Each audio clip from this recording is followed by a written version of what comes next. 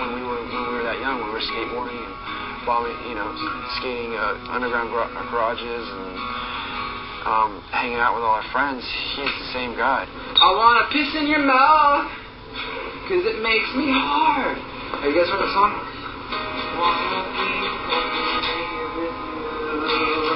Wanna be fucking with you. I don't really know if I can sing those words that you wrote. It's fucking rad. That's what we should do. Right? For now, at least for this hour. Yeah. I wish songs only took 1 hour to write and create and you're done. Because on hour 2 it starts to get boring and you start second guessing yourself. And then you're kind of like, fuck yourself. We just need to complete the idea. We need to get on it. I can't. I'm too indecisive and ADD to fucking complete anything. I'm building a house this day. I've only lived here for 3 months. You guys want to hear the thing I'm going to change 4 times before I fucking say I hate my life and then come back the next morning at 11 with the best thing I've ever done? There's a bit of a full-length mirror happening in the toilet. So then I'll go there, check out my outfit, decide what I'm going to wear. I'll probably try about 10 different outfits at once. And then redo my hair again. Okay, back to me because that's all that's really better. That's all that's really important right now. Now, guys, I just want to quickly say safety first. So always put your seatbelt on. I can't believe you didn't just have your seatbelt.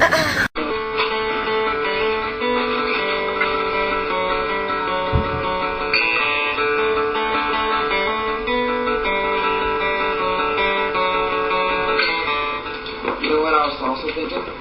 No, I couldn't possibly know. Answer my question. I want to hear it. No, I'm not talking about it. No, you said... I was asking you, do you know? No. The question is, do you know what I was thinking? No. I have no desire to tell you what I was thinking.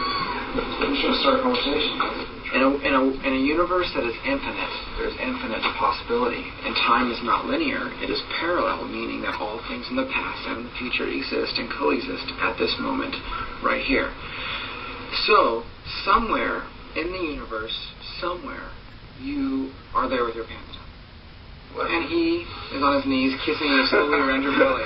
No. Okay, well, besides that, my point being, maybe when you're dreaming, that is your mind connecting with the other you doing that weird shit. I almost thought you had something to say. I was serious, though, but I know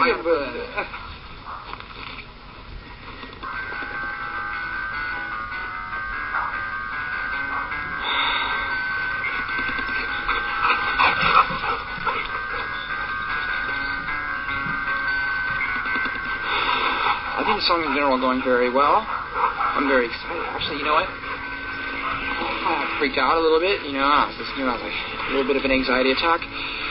But fuck, it's rad. I do have those moments at 2 in the morning where I wonder what I'm doing. But everything's cool and it's fucking rad. I like to hear it. That's all I know. Except yesterday was a fucking bum out day. Got a little cocky, thinking the record was too good. Brought myself back down, built myself back up, kind of like you do in the Marines. Except I don't have to sleep with a lot of guys with machine guns. And here we are.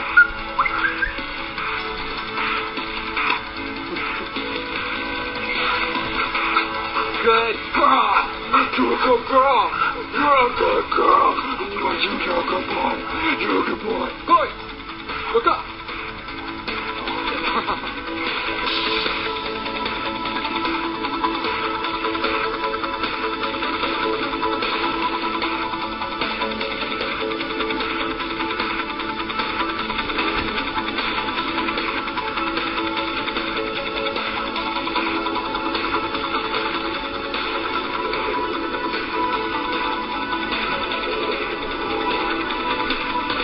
What I want to do with our band and what I want to do with after we did that record is go out and I said it 2 years ago actually. I remember sitting there at this round table with like all the head people, Interscope Records, and I just said I want to change how music is made. I want to change how music is marketed. I want to change how music is delivered, and I'm going to do it. And they're all staring at me like, aren't you this naked guy that runs around TV?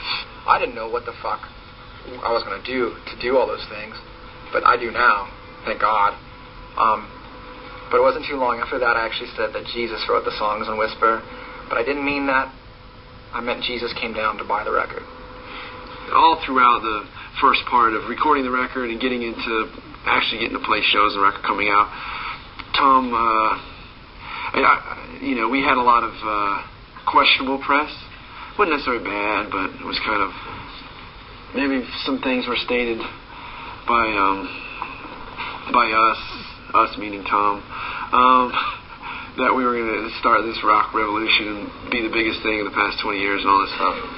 You're a megalomaniac. What do you think about that comment on that article or something? I promise they'll compete with the greatest rock. Within 2 years, you'll be the biggest rock act ever. I know, it's the stupidest shit I've ever said in my life. Print it. Print it. Go for it. Send it out. We kept on saying, like, okay, Chris is like, we keep on talking about, like, okay, now it's time to be modest. We're going to be a little bit more modest, kind of pull it back and let the music speak for itself now. Yeah. Anyway, we're going to be the biggest rock band again. I feel like I can say whatever the fuck I want and forget about it in 6 months. So we started to get a good idea of what it was going to sound like and what we were going to do as a band and with the music. And I think at that point, Tom said a few things. Some of the stuff that he said was maybe a little bit forward or overly confident, but I don't think that any of it really misrepresented what we felt at the time. It's October, okay? First, second, or whatever it is. We have October, November, December, January, February, March, and then we have 6 months, dude, until the shit comes out. Okay, if I was in Blink, I'd be saying the same. So Blink, I said our music was going to have world peace. I said that same shit. Because usually Blink, we were so self-defacing, we were always making fun of ourselves, and we were always saying, we're no good anyways, fuck it. So it must have been really odd to have it switch completely around. As true as this band was, and as much as it meant to me and what we were doing, all those gigantic, grandiose statements, I was just playing around. But I think I made some people angry, probably, because they don't want to hear that. But they did exactly what I wanted them to do, which was to talk about it. And the hype on that Angels record, the hype on that Whisper record was something I've never seen before. My position was like, dude, that's right, we're going to be. But then I might say to Tom, like, hey, man, maybe we could chill out a little bit. Maybe we don't have to say all that stuff. I got a call from Jordan. Even Jordan from Gavin called me flipping about my statements. And I just go, dude, blah, blah, blah, blah. He goes, you know what, man, I agree with your gut feeling. Because I have reasons for everything I do, whether or not people agree with them or not. I'm not saying don't say that shit. That's no, but you're right. I mean, people, you want people to say it for you. I think that if you say it so often, they're like, you guys are wrong. No. Why? I can say like, you want people to say it for you. If you say everything first. Yeah, you do. No, you say it first, and then the people write it. And how's this? The only reason it's a little sketchy or whatever is because this band hasn't been around for fucking a decade. If this was Blink, and this was Blink's music, no one would be questioning it. They'd be like, fuck, those are big statements, but go, fuck, we're all excited, it's a great record or whatever. It's like, it's stupid. Dude, people are so not on the wavelength that I could be wrong. I could be totally wrong. But I don't think that. I remember the management coming down, sitting me down and go, what is wrong with you? And like intervention time. And I was just like, there's a lot of things wrong with me. Actually, what happened like years ago when I did Boxcar Racer, after 10 years of playing guitar, I broke a disc in my back and ruined another one. And the disc actually broke and tangled up in the largest nerve in my body called the sciatic. So it's sawing in half like the biggest nerve in my body, and it was the most pain you could ever imagine. And they put me on all these crazy drugs.